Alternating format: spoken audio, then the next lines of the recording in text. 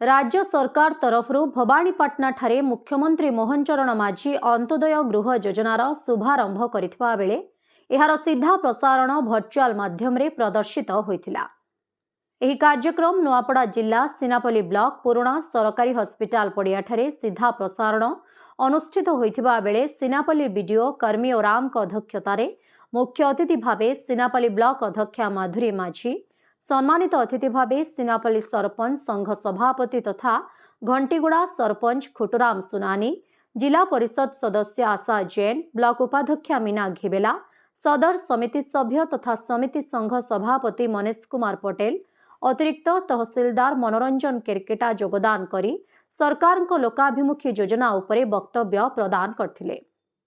कार्यक्रम रे डब्ल्यूओ सुनील सामल अतिथि स्वागत अभिभाषण प्रदान करिथिबा बेले पीओ सुशांत कुमार बेहेरा सभा परिचालना करथिले। सभा प्रारंभ रे अतिथि माने दीप प्रज्वलित करथिले। एही कार्यक्रम रे सिनापल्ली ब्लॉक रो विभिन्न पंचायतर 20 जण हिताधिकारी को अंत्योदय गृह आदेश प्रदान करा जायथिला। बीडीओ श्रीमती ओराम विवरणी पठन करथिले।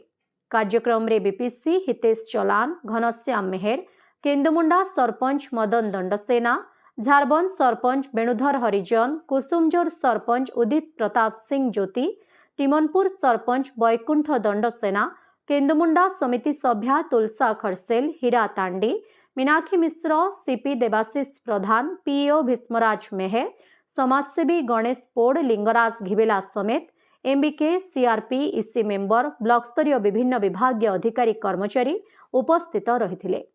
शेषरे पीओ श्री बेहेरा धन्यवाद अर्पण करथिले। आज गोटे ऐतिहासिक दिवस है। आमे आमर सिनापल्ली ब्लॉक तरफ नुआपड़ा जिला तरफ मान्यवर ओडिशा सरकार को बहुत बहुत धन्यवाद दौचु जे समाज रे जेन माने एकदम शेष लाइन रे अछन, शेष धाड़ी रे अछन एवं तांकर मुंड उपरे गोटे छात नहीं सेटा पाई गोटे अभिनव योजना बहुत शीघ्र प्रदान करवा लगी जेन योजनार नाटा होचे अंत्योदय गृह योजना। आज तार शुभारंभ करागला एवं ये योजना रे सबुठू तल स्तर रे थिबा किए विधवा रही जाइछे, किए हैंडिकैप्ट रही जाइछन, किए माने तार हाथ गोड़ भांगी जाइछे, किए विभिन्न प्रकार असुविधा जेन माने प्रधानमंत्री आवास योजना रे योग्य किंबा पाई नहीं पारिछन से भलिया लोक मान के आज ता माने वर्क ऑर्डरटा दिया जाइछे एवं आमर सिनापल्ली ब्लॉक रे प्राय 25 रु 30 लोक खंडे के आज वर्क ऑर्डर दिया जाइछे एवं परवर्ती समय रे प्रति पंचायत रे वर्क ऑर्डरटा दिया जिबा। आमे आशा करूछु ये योजना रे इ माने निश्चित भाव रे तार लाभटा पाइबे। 1,20,000 टंका रे ये योजनाटा अच्छे एवं 4 मास भितर जदि माने योजना कंप्लीट करबे एक्स्ट्रा 20,000 टंका से मानके प्रदान करा जिबा। एमजीएनआरईजी तरफ रु तांकर टॉयलेट व्यवस्था करा जिबा। एनु ये योजनाटा एकदम गरीब रु गरीब लोक मानकर लागि निश्चित सहायक हबा एटा आमे आशा करूछु। मैं श्रीमती मीना घिबेला पंचायत समिति उपाध्यक्षा।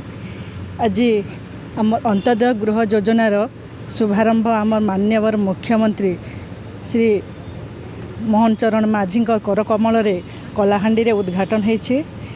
एथिरे आमर यार आभिमुख्य रोचे अंत्योदय गृह रे जेन माने तमने अंतर्भुक्त अछन आउ निहाती से माने पाइबार योग्य जेन माने हेले तमने विधवा 40% रु जेन माने दिव्यांग अछन तापरे आमर हेले एटा जेन माने घर वर्षा हो कि बन्या हो तांगर घर द्वार जेन भांगी जाइछे से माने निहाती पाइबार योग्य आमर ए प्रथम चलित वर्ष रे 2603 कोटी आर्थिक व्यवस्था करिछन। पुणी आसंता 3 वर्ष लगी 7,550 कोटी अनुदान अर्थ बरात रखिछन। ए मंच रु मुई मान्यवर मुख्यमंत्री के धन्यवाद दौछे। आमर समस्त तरफ रु नुआपड़ा कलाहांडी जिलावासी तरफ रु तांको बहुत बहुत धन्यवाद। नमस्कार। नुआपड़ा जिल्लारू जगन्नाथ सागर रिपोर्ट, ओडिशा हाइलाइट समाचार।